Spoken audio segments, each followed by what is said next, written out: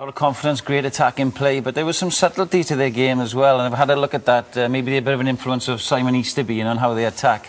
What was good for me was the introduction of George North yesterday, that he really attracts two defenders in this case, and it allows little movement for Scott Williams to come through. And a big thing yesterday, the backs were keen to get to the tackle contest. Here you see them attacking the hinge, the corner here between the last forward and the 10. They want the 10 to make a tackle, and in this case he does. Now we see the forwards have to get round, and that guy marked is the 12. He's desperately wanting the forwards to get round and help him to get some width. That allows him to attack 10 on 10, and again the same play, bringing George North in. He's just got to learn now to put it a little bit more width, not just use his brute strength, but put the space in as well. I think in the Simon Easterby, they're going to learn a few more streetwise things. Watch Rob McCusker here, subtly coming in from the side, just deflecting Devon Toner. You see Devon Toner on the floor now. He's been unable to clear out that ruck, and it allows the turnover coming through. This was evident throughout the game. Another one, Aaron Shingler with a fine game on attack, but here a subtlety, having a look where the clean out guy is, just getting in his way, and the next two arriving guys, the second rows, come in legally to win the ball again, and yet another turnover, preventing Leinster from any sort of ball. So I think Simon deserves a little bit of credit there for some sort of technical subtleties that the Scarlets can bring to their game. Well, the backs is fairly obvious how the ability that they have, and I agree with Jonathan, but they need that bit of steel up front, particularly in the set piece. The scrum come under a little bit of pressure there, and in signing these players, I think they're saying that they recognise that.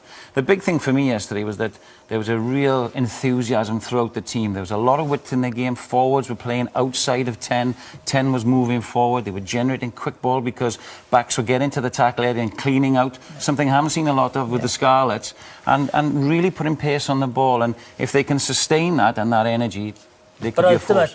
Yeah, he's known for the leg chop and the low tackle and getting people down and his huge work rate. But there's a little bit more to him now, you know. He'll become a bit of a talisman for the Dragons, and no doubt for Wales. He has that responsibility now. The leg tackles are fine, and he's very, very brave, and he's very accurate at them as well.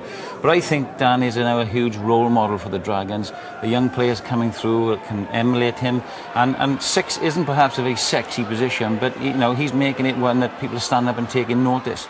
I think anybody who keeps Ryan Jones sort of a Welsh team is a good quality player. When he carries the ball, he always makes yards. And it might not be in the fore of everybody's mind at the moment, but this is a Lions year. Yeah. And, you know, I, for one, would start talking about Dan Milligan, because the Lions selectors will be looking from the start of the season, that's for sure. And he's one who consistently performs. I think with... as a coach, all you want from your players, particularly in the back row position, is somebody to do their job. Don't make mistakes, just do what you're told to do, carry out your roles. And Dan does it week in, week out very effectively. It will, you know, there'll be a little bit of pressure around it, but look, you know, a lot of that squad and the coaching team have been around the block, around the Pro 12 a lot now. There'll be no panic there this week. They'll be disappointed, but they'll focus on themselves all week, and they look forward to coming home, that's for sure, in hopefully better conditions and in front of their home crowd as current champions. And they're a proud bunch down there, and there won't be too much talking going on this week. There'll be a lot of doing, and they look to turn up and put it right on Friday night. Traditionally, Ulster do come down to Liberty and make it difficult, you know, and then with Roger Wilson, Tommy Bowe coming back, they've got good signings, good overseas. It won't be easy, but I do expect a reaction. And just briefly as well, Treviso are in the Ospreys European group as well, so there'll be ample opportunity for revenge this season. Oh, they'll smash them. I think that's a positive to come out of that performance from Treviso is, you know, they'll know that there's not a lot to worry about going into Heineken this year. Yeah.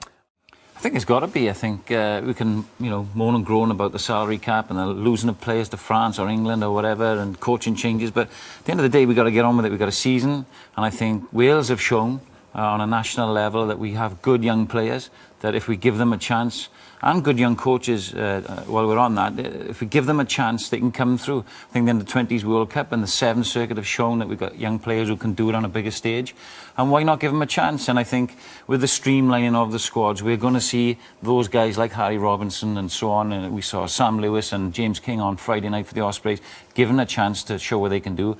And as people like Toby Faletau, Dan Lydiate, we mentioned earlier, Ashley Beck have shown, they can make the rise very, very quickly. Like I said at the top of the show, I reckon some of those Welsh players, the more experienced ones, it would have been in the front of their minds in the Australia tour last summer. They know what it's all about. For some of them, it's a last chance to play in a Lions tour in Australia. And for the younger ones, there's always a few people that come through in a Lions season. And who knows, we could be talking about some of the guys we've talked about on this show or in the coming weeks, come next summer. Great stuff.